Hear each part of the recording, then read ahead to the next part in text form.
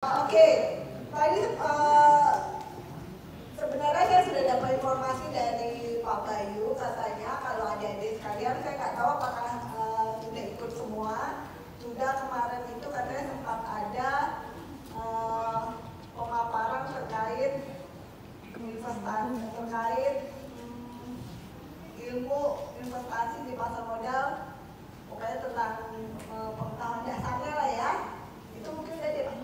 Nah, ini saya di sini untuk menindaklanjuti. Jadi kalau masih ada yang belum yakin apakah ini aman atau enggak berinvestasi di pasar modal, apakah untuk berinvestasi untuk misalkan punya saham ataupun reksadana itu aman atau tidak, ini saya akan coba untuk meyakinkan adik-adik sekalian bahwa berinvestasi di pasar modal itu cukup aman.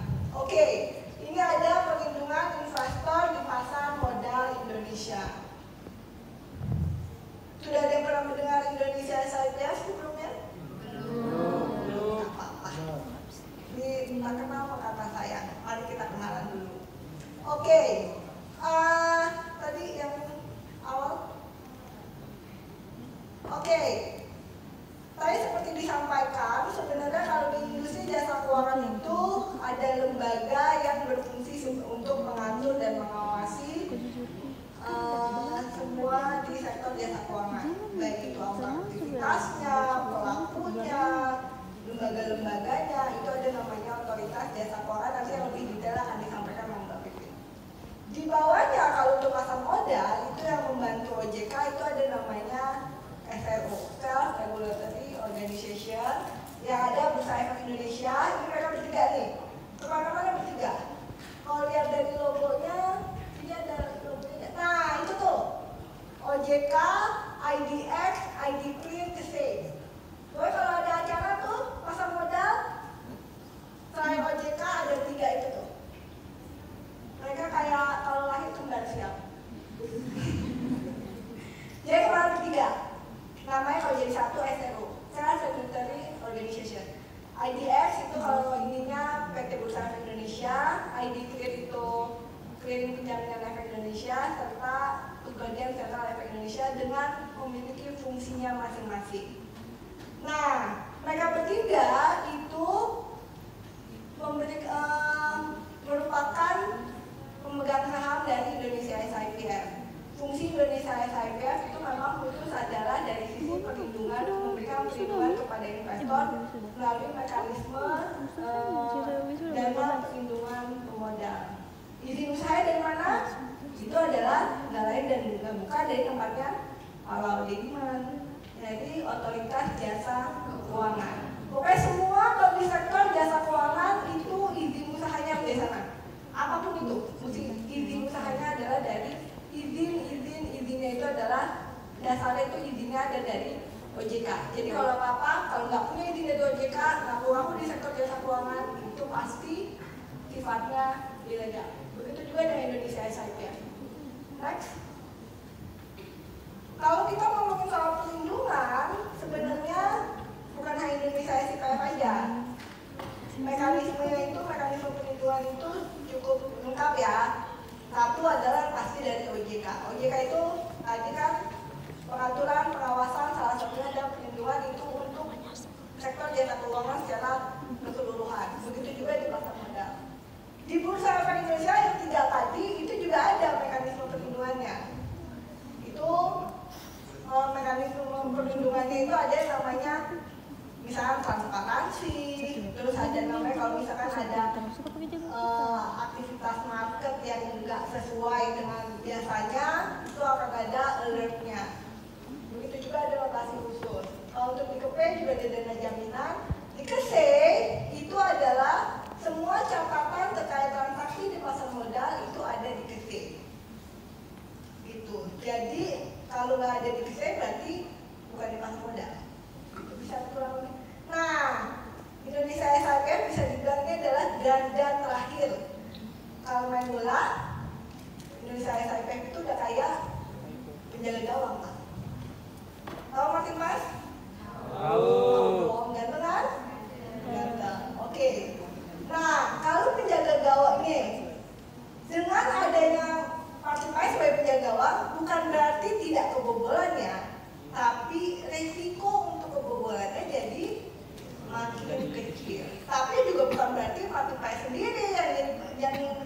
dia nggak kebobolan nih, back-backnya juga ada, gitu kan? Nah, begitu juga dengan di pasar modal.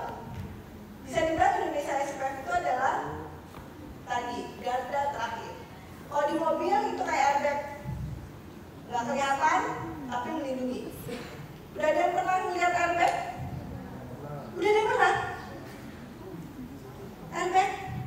Ya kalau kecelakaan kecil langsung keluar kayak balon. Nah, berharap nggak airbagnya keluar? Benar, sama dengan Indonesia SIPF. Kenapa? Karena kalau Indonesia sampai Indonesia SIPF harus turun tangan, berarti tadi perlindungan yang dari awal tuh itu berarti ada yang lalai, ada yang salah. Karena kayak kalau bola kebobolan, kalau Martin Paes yang dia kebobolan, berarti kan back-backnya tadi ada yang fungsinya nggak jalan kan? Itu sama. Indonesia SIPF juga begitu. Jadi bisa dibilang ini ada sebagai garda terakhir. Next. Next. Oh ya, oke. Sorry, tadi maaf. Sorry. Ya. Melindungi dari apa? Itu dari resiko kehilangan aset pemodal. Kehilangan aset pemodal itu misalnya kayak gini. Adik-adik sekalian investasi di saham melalui perusahaan sekuritas. Kalau dalam hal ini saat ini masih di Pintraco berarti ya, kalau misalkan mau buka account di perusahaan sekuritas. Nah, misalkan belinya 1000 lot, dicatat 1000 lot. Nah, karena sebenarnya itu buat jangka panjang, itu nggak sama adik-adik nggak dijual gitu kan. Tapi tidak tiba-tiba karena satu dan lain hal 1000 lot itu berkurang jadi 600 lot, 400 lot hilang kan. Nah, itu yang dilindungi. Adik-adik bisa nanti dengan mekanismenya itu misal minta pergantian ke melalui Indonesia SIPF. Dananya dari mana? Kan digantiin pasti ada Indonesia SIPF harus punya dana buat digantiin kan? Nanti akan saya sampaikan. Nah, tapi ada risiko yang memang nggak masuk ke perlindungan Indonesia SIPF. Salah satunya adalah resiko penurunan nilai dari saham yang adik-adik beli.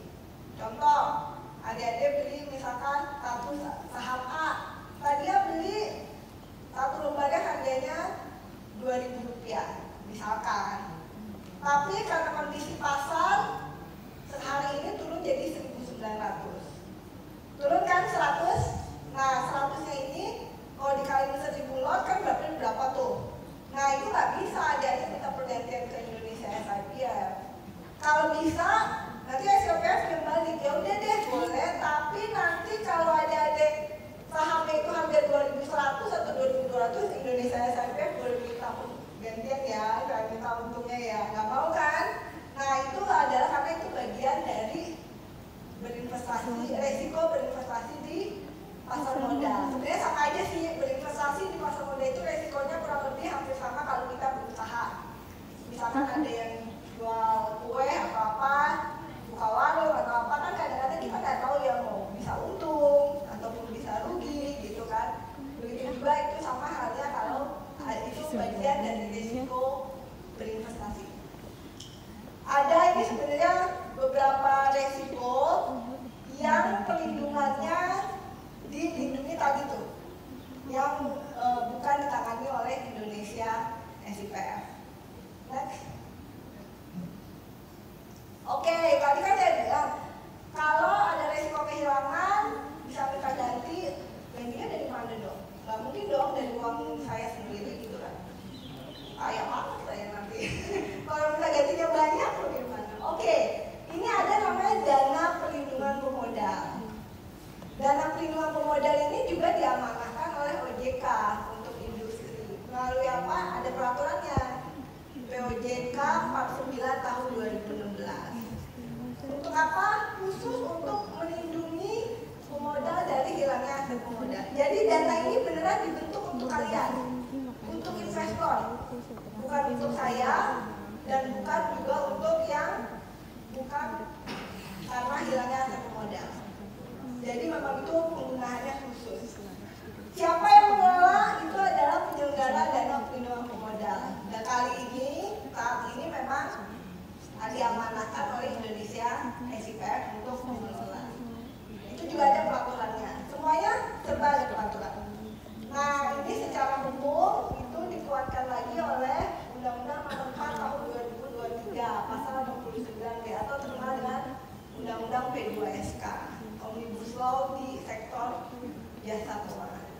Next.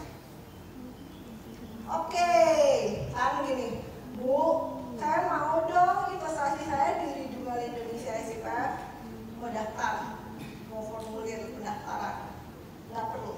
Kenapa? Sama dengan LPS saya mau tanya. Adik-adik pada aware nggak tahu nggak kalau sebenarnya kalian itu simpanan di bank itu dilindungi oleh LPS? Pernah daftar ke LPS ya? Enggak. Kenapa? Karena semua nasabah bank yang memang terdaftar di LPS, izinnya dari BI, izinnya dari OJK, itu nasabahnya mandatori itu dilindungi oleh LPS. Begitu juga dengan SIPF.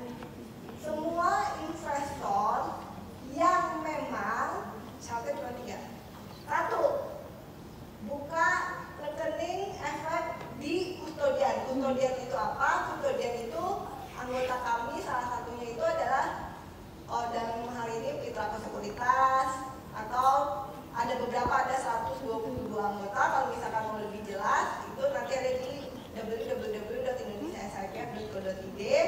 Itu ada cukup banyak sih untuk nama-nama yang familiar itu. Untuk di Kendari yang saya tahu Intraco, ada juga yang di MNC, terus habis itu iPod,